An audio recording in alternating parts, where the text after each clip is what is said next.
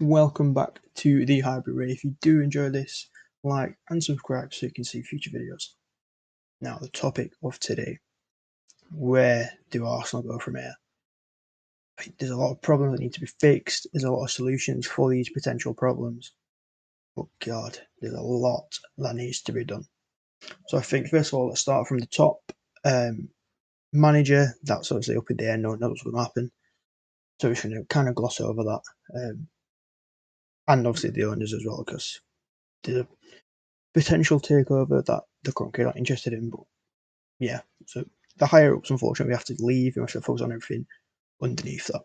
So I think we'll start with the players. I think there needs to be a big overhaul in players. We've been saying this as a fan base for years.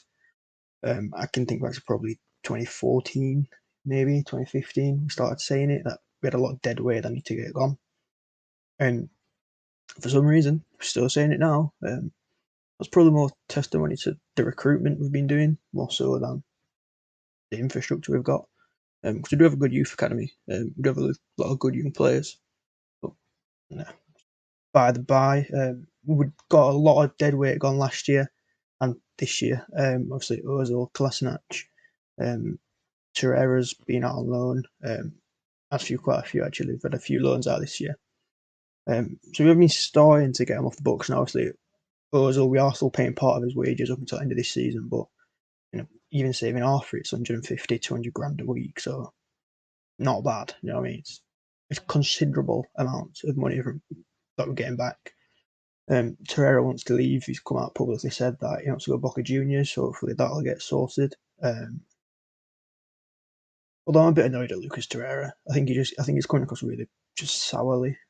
He's saying he can't wait to leave, but then he's basically saying, Arsenal, you need to accept an offer from Boca Juniors. What he's not doing is paying himself out of his contract.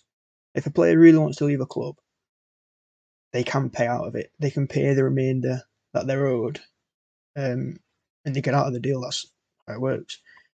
I think he's just coming across as a bit of a prick, to be honest, to put it bluntly.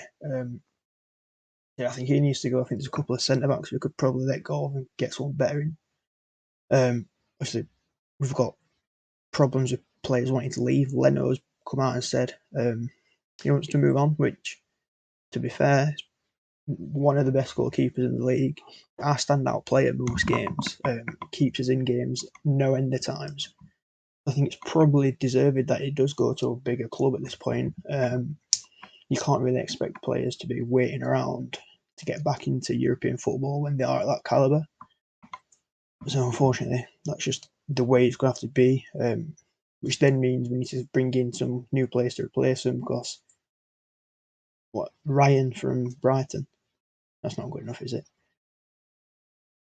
It's even more annoying as well because we got rid of Emi Martinez to Aston Villa. And then a season later, Leno wants to leave. It's like, fuck me, mate. We rested our laurels on you and so you repay us. Yeah. Obviously, Bellerin, every day there seems to be a rumour about Bellerin leaving. And I think it's a matter of time. I'm surprised he didn't a few years ago. I think it was 2016, maybe 2017. There were a lot of rumours about him going back to Barca, going back to Spain. And I think it's just a matter of time. I think obviously he's been in London, I think it's like 16 years or something. It's been a long time. Maybe not, maybe it's about 10. It's a considerable amount of his life of being in London. Identifies as a Londoner now. But I think it is time he moved on. Especially when I just don't think he's that good. I used to really like him. I think he's really good going forward up until he has to do something. Like, he'll carry the ball and run outstandingly.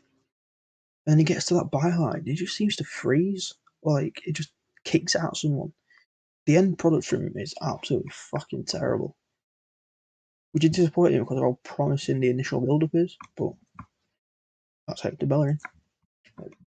So yeah, so it's at least two players that want out. There's probably more behind the scenes that we're not hearing about. But is that a bad thing? I mean, if someone don't want to be there, I'm a firm believer that you should let them go. There's no point keeping on people and players that don't want to play for the club.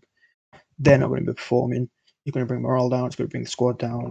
It's just not worth it. I don't think. I think you're better off playing youth players that are hungry to play, that actually enjoy being at the club. Which brings on to, I think, the biggest thing that Arsenal can do to progress from where we are now. Use the youth. Obviously, this season, Saka, Smith Rowe really fucking come into their own. One player that should have, but obviously he had a big injury, Gabby Martinelli. Fantastic player. Every time he comes on, he's exciting. He loves getting forward. The runs he makes are superb. He's good on the ball. He's fantastic shooting. I think he's kind of is a subject of our own attacking prowess. I think there's too many strikers. We don't need as many as what we have got, and I think one does have to go. Annoyingly, it's not the one who's only got a short amount of time on his contract left. It's the one that's just signed a shiny new contract, Pierre-Emerick Aubameyang. This season he's been atrocious. Last year, one of the best players in the league. We rested our laurels on him. Every game he seemed to score. We were all dying to get a contract renewal. And he got a new contract. And what the fuck's happened this year? It's almost like someone's just gave him two left boots. I mean, it doesn't make sense. I don't know what's gone wrong. I don't think anyone does. He seems to be just as happy. Posting Instagram videos of him changing rooms, taking piss out of people. Him and his brother playing Fortnite or whatever they do. So I can't get my head around it. It's not from a personal perspective, it doesn't seem. He seems cheerful enough. It's only a tactics thing, and obviously it does get shifted onto wing a little bit, which I think is a bit of a waste. That's what it is. And now it's kind of come on Lacazette's head to carry the club, which, oof, not great, is it? You don't want to rest your hat on Lacazette too much. I think that's where Martinelli can come in. He's an exciting young football player. Everyone loves him. Everybody rates him. But what annoys me the most about Martinelli is, why is he not on loan? If we're not going to give him a game constantly, minutes every game, I think he should be challenging for a starting place to go ahead of Lacazette and Aubameyang. I think he performs better when he's on the pitch. But yeah, if we're not going to give him that football time, why is he not on loan? Why is he not going out, getting minutes under his belt and progressing? I know he plays a lot under 23s, but ultimately that is an under 23s game. Not the same as a championship, is it? It's just, it is a bit of a piss off, to be honest. I mean, that's where you send your 35-year-old centre back who's got 2 years on his deal left in it. It's not really the kind of high stakes, pressured environment where they're going to really flourish into the potential. So yeah, I think he needs to either be on loan or be a starter. I think he's too good, he's too young to be sitting on a bench for Arsenal, just wasting away. Obviously, William Saliba's on loan, youngster. We don't know the reasons why he went on loan. I know his mum died at the start of the season, and he said he wanted to be near to his family, so maybe that had something to do with it. But who knows? Hopefully, he'll come back and he'll hit the ground running and actually stay for a change. Obviously, it's his second year on loan.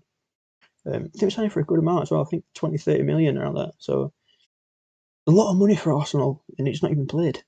I'm like, what are we keeping him on books for if you're not going to use him? If he's going to keep going out on loan, and they can't say he's not ready because he's playing like top tier football, isn't he? It's not like he's in like French third division on loan. He's at a good team. So there's that. Obviously, Balogun as well.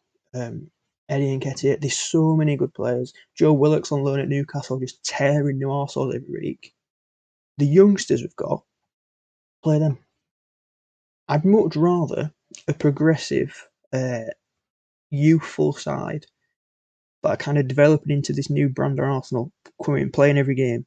I'd rather them lose than a team of fucking just players getting outrageous money that don't give a shit about how they're playing or what the result is. I'd much rather youth who are coming up, improving every game, and kind of you can see the momentum picking up and how they're learning, how they're progressing. I think that's worth way more to a football club than it is to just splash 300k out on a striker that's not doing anything. So I think that's the main way Arsenal are going to get out of this terrible rut that's been here for a couple of seasons. I think use the youth we've got.